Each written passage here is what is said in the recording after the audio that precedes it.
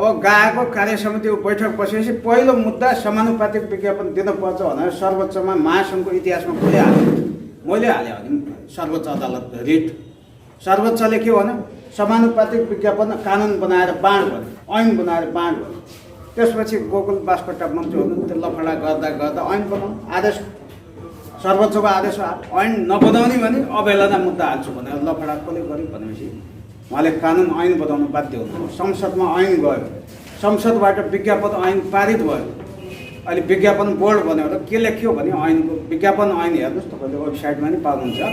त्यसको दफा 31मा हेर्नुहोस्, सबै प्रकारका सरकारी विज्ञापन सबै प्रकारका मिडियालाई समानुपातिक ढङ्गले बाँडिनेछ। ल कानुनी रूपमा ऐनमा हामी पुरा गर्न सफल भएन। 15 सालदेखि कृष्ण प्रसाद भट्टराईले अध्यक्ष हुनुहुन्थ्यो, त्यसपछि अरू आउनु भएको थियो। कृष्ण प्रसाद चापागाई भन्ने न्यायाधीशले एउटा चाहिँ कार्यदल बनाइदिनु भयो। बिपी कोइराला निर्वाचित प्रधानमन्त्री भएपछि के गर्नु भन्दा समानुपातिक विज्ञापन दिनुपर्छ मिडियालाई भन्यो। त्यो बेलादेखि उठेको पुरा नभएको मुद्दा हल भयो, कानुनी रूपमा हल भयो। व्यावहारिक रूपमा त पर्ख्यौँ न 1-2 महिना, नियमावली बनाउने होला, के होला, मापदण्ड बनाउने होला, कार्यविधि बनाउने होला, 1-2 महिना जति लए पनि साउनदेखि उता लानु त सक्दैन। अब ऐन कार्यान्वयन भएन भने फेरि अर्को आउने टिममा अब मन नआए पनि अब तपाईँहरू त आउनुहुन्छ नि त्यहाँ। तारामणि जस्ता व्यक्ति यहाँ सुधार गरेका व्यक्ति हुनुहुन्छ, अरू चाहिँ हाम्रो रौतहटका अध्यक्ष हुनुहुन्छ, हाम्रो महिला सदस्य हुनुहुन्छ, राजेशलाई पनि आउने ठाउँ छ, राजेश मिश्रजीलाई जेमा आउन सक्नुलाई। अरू तपाईँले यहाँ मञ्चमा बसेर यहाँ तल भएको साथ आउनुहुन्छ नि केन्द्रमा, तपाईँले यो मुद्दालाई त छोड्नु न। अब तर कानुनी रूपमा हामी समानुपातिक विज्ञापनलाई यो विजय हासिल गऱ्यौँ, योमा खुसी हौँ। केही भएन भएको कुरालाई त भाउ बनाउनु, खुसी हौँ भन्ने पहिलो म अनुरोध गर्न चाहन्छु। अनि दोस्रो चाहिँ मिडिया स्थापना भएदेखि नेपालमा मिडियालाई सेवामूलक उद्योग मान्यता दिइयोस् भन्दै आयो। ल अहिले कुनै कार्यकालमा मिडिया राष्ट्रिय सेवामूलक उद्योग हो भनेर ऐनमा लेखिया थियो, उहाँहरूले त गर्नुभयो पहल। फेरि उहाँहरूले सक्नु भएन भन्ने होइन, उहाँहरूले नै आवाज उठाउनु भयो, दबाब उठाउनु भयो। हाम्रो कार्यकालमा हामी उद्योग मन्त्री युवराज खतिवडा आउनु भएको थियो, उहाँ अर्थमन्त्री र सञ्चार दुवै भएर उहाँलाई कन्भिन्स गर्यो। हामी तपाईँ चाहिँ श्रुति उद्योग छ, यसलाई चाहिँ के उद्योग भन्नुहुन्छ, 40% विद्युत छुट दिनुहुन्छ, अरू उद्योग छुट दिनुहुन्छ, ठुल्ठुला रेडियो चलाए, टिभी चलाए, थुप्रै विद्युत हुन्छ, खर्च हुन्छ, प्रेस चलाएको छन्, त्यसलाई 40% छुट दिनु। मिडिया उद्योग भन्ने सेवामूलक मान्य होइन, त्यसले संरक्षण नीति राज्यबाट पाउँछ, त्यसलाई चाहिँ सेवामूलक उद्योगहरूलाई संरक्षण गर्ने प्रवर्धन गर्ने नीति हुन्छ। त्यो भएर मिडिया भनेको अनि सञ्चार माध्यम भनेको सेवामूलक उद्योग हो भनेर हामी कन्भिन्स गर्न सफल भयौँ। संसदमा गयो औद्योगिक ऐन संशोधन, संसदले पास गर्यो। अहिले औद्योगिक ऐनको अनुसूचीमा हेर्नुहोस्, सेवामूलक उद्योगको सूचीमा मिडिया भनेर पऱ्यो। सेवामूलक परिसकेपछि 6% ब्याजमा 5 करोड रुपियाँसम्म मिडियालाई चाहिँ हामी दिने होइन, 6% ब्याजमा 5 करोड रुपियाँसम्म लोन दिने भनेर राष्ट्र ब्याङ्क मार्फत सर्कुलर अहिले सबै बैङ्कमा भयो भने यो पनि मिडियालाई राष्ट्रिय सेवामूलक उद्योग पनि हामीले हाम्रै पालामा हामीले बनाउन सफल भयौँ। यो पनि कम्तीमा तपाईँ हामी सबैले गरेर उपलब्धि। यो व्यक्तिगत रूपमा हामीले व्यक्तिगत रूपमा कुनै केन्द्रीय समिति एकजना व्यक्ति भन्दा पनि तपाईँ हामीले गरेर उपलब्धि हो। तपाईँ हामीले आवाज वर्षौँदेखि उठाएको आवाजका कारण प्राप्त भएको उपलब्धि हो। यो पनि हामीले जस लिउँ र अब सेवामूलक उद्योग मानिसकेपछि धेरै हामी यहाँबाट चाहिँ ल्याउन सक्छौँ राहत होइन। कागज किन्दा छुटहरूदेखि ल्याएर धेरै सञ्चार सामग्री किन्दादेखि ल्याएर अरू धेरै छुट ल्याउन सक्छौँ। अब अर्को विषय चाहिँ यहाँ भन्नुभएको छ, वास्तवमा चाहिँ शुद्धिकरण अलिक बढी यहाँ भनेको सदस्यता शुद्धिकरण केन्द्रले गर्ने के हो भनिदिनुहोस्। शुद्धिकरण गर्नुपर्छ भने पोखराको साधारण सभाबाट गऱ्यौँ, निर्देशिका पठायौँ। निर्देशिकामा के भन्यो भने पुलिस भएका मान्छेलाई हटाइहाल्नुहोस् भन्यौँ। झापा 2जना कि 1जना पुलिस हट्नुभयो, देशभरि लाएर चाहिँ 23 जना पुलिस हट्नु। नेपाल पुलिसमा जारी खाने 23 जना, नेपाली सेनामा जारी खाने 3 जना, तर 24, 25, 26 जना सुरक्षाकर्मी हट्नुभयो सदस्यलाई। सरकारी कर्मचारी भएका चाहिँ 180 जना हट्नुभयो।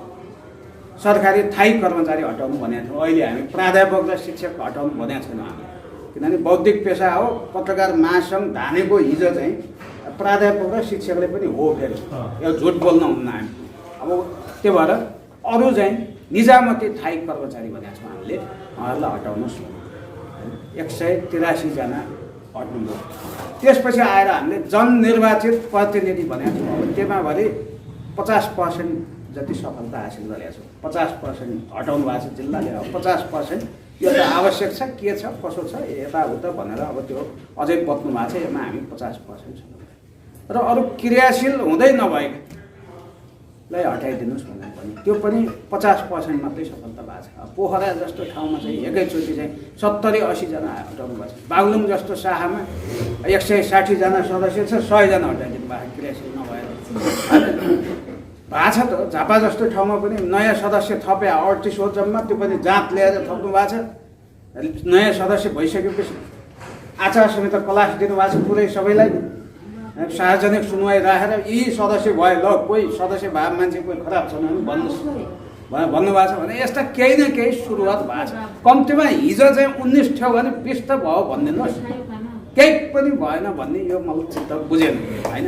केही न केही त सुरुवात भयो। अब बाटो त गयो नि, हामी यो बाटोलाई अब चाहिँ भोलि हिँडेर पुरा गरौँ होइन। 2-3 कार्यकालपछि भए पनि पुरा गर्ने लक्ष्य राख। केही पनि हुँदै नभए होइन, केही भए पनि हामीले शुद्धिकरणमा सफलता हासिल गरेका छौँ। र अब यो कस्तो हुँदो रहेछ भने अहिले नयाँ सदस्यता र यो नवीकरणको अधिकार सबै विधान त यहाँहरूले हेर्नुहुन्छ, नभए वेबसाइटमा गएर पत्रकार महासङ्घको परिचय भन्ने भित्र विधान सबै राखेको छ हेर्नुलाई। सबै अधिकार जिल्लालाई हो, स्वीकृति गर्ने अधिकार अनुमोदन प्रदेशलाई हो। केन्द्रले अभिलेख मात्रै राख्ने हो, त्यो पनि विधानमा छैन तर हामीले नियमावलीमा छ अभिलेख राख्ने भनेर। केन्द्रले अभिलेख राख्यो भने बल्ल लागू हुन्छ सदस्य।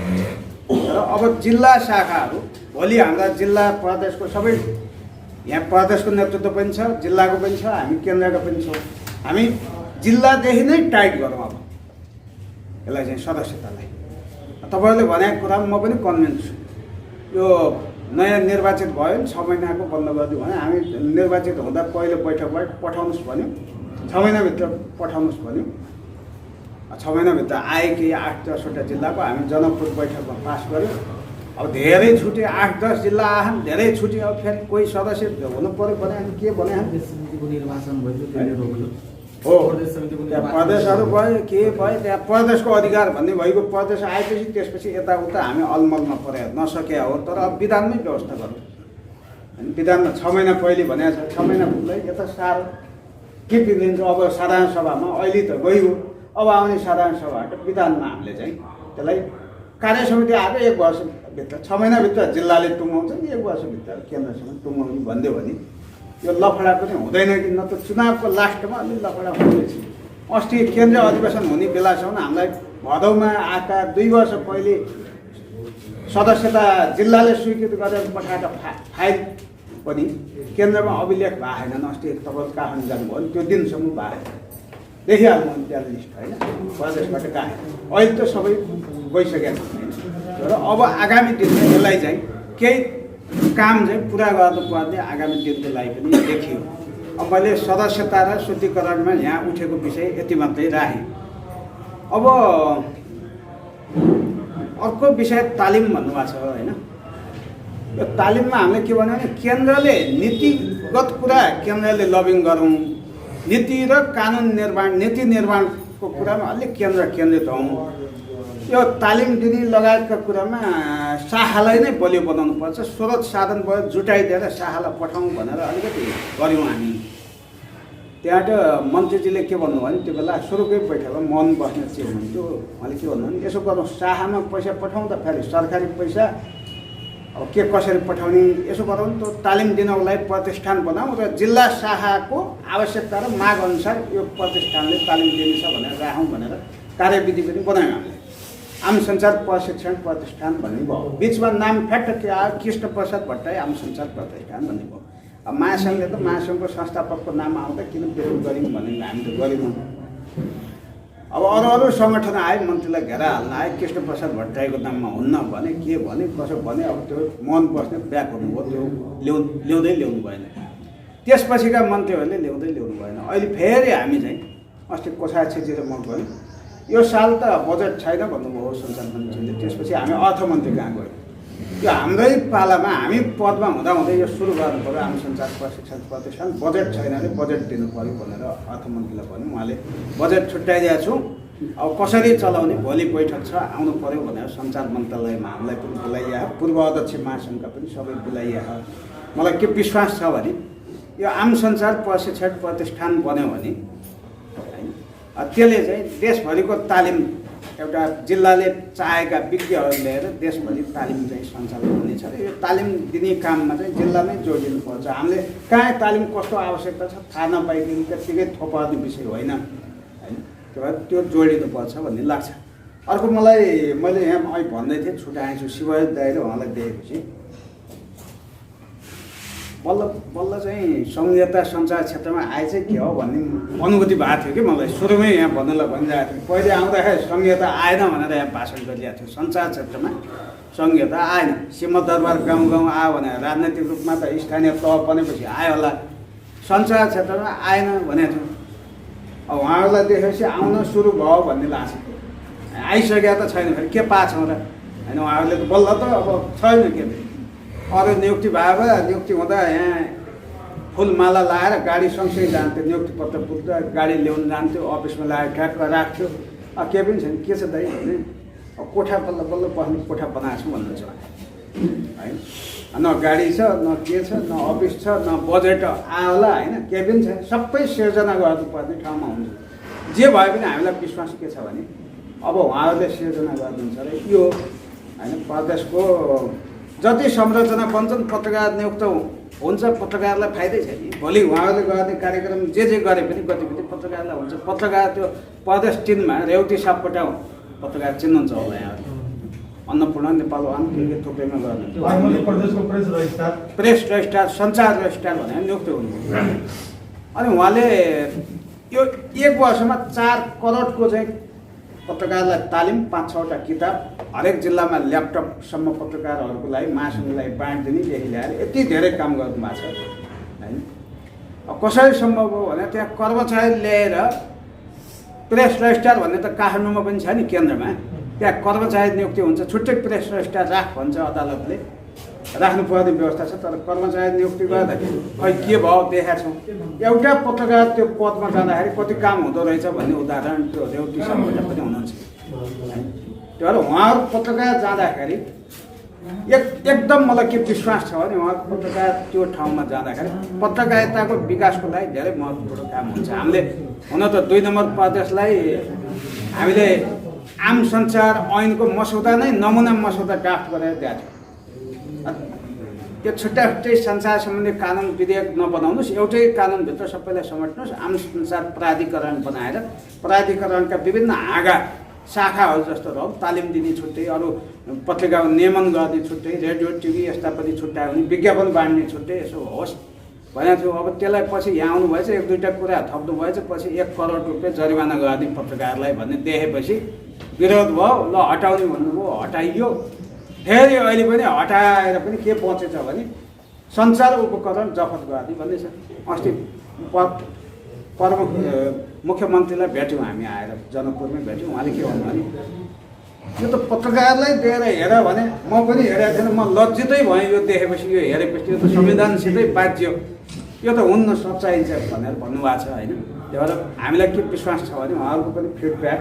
त्यसमा चाहिँ अवश्य पनि भएर कम्तीमा संविधानसितै बाजिने त्यस्तो खालको अब प्रावधान छन् भने त्यसलाई हटाएर अलिकति पत्रकार मैत्री र प्रेस मैत्री कानुन र नियमावलीहरू निर्माण गरौँ पत्रकारको हितमा काम हुन्छ भन्ने विश्वास छ अब यस बाहेक अब यहाँ उठेको अलिकति तालिमपछि चाहिँ खास गरी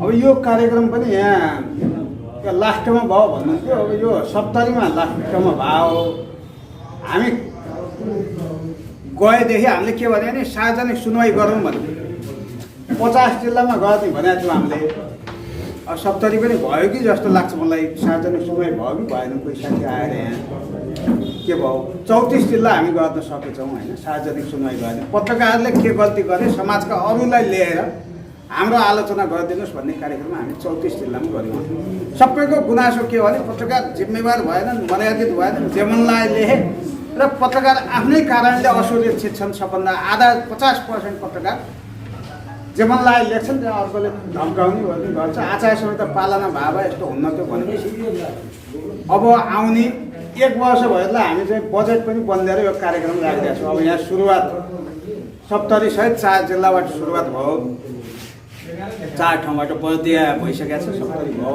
अरू हामी गर्दैनौँ। अब आउने कार्य समितिले 1 वर्षभरि यस्तो कार्यक्रम गर्नेछ। अब चाहिँ खास गरी सुरक्षित र व्यावसायिक पत्रकारिताको लागि जिम्मेवार उत्तरदायी पत्रकारिता भनेर चाहिँ यस्तो कार्यक्रम अब चाहिँ गर्नेछ। त्यसको लागि अब कार्यक्रम गर्छ भनेर हामीले नीतिगत भन्दै त भएन, बजेट खोजेर राखिदिनु पऱ्यो। बजेट खोजिदिएर हामी बजेटको व्यवस्था गरेर राखिदिएका छौँ अब हाम्रो कार्यक्रम।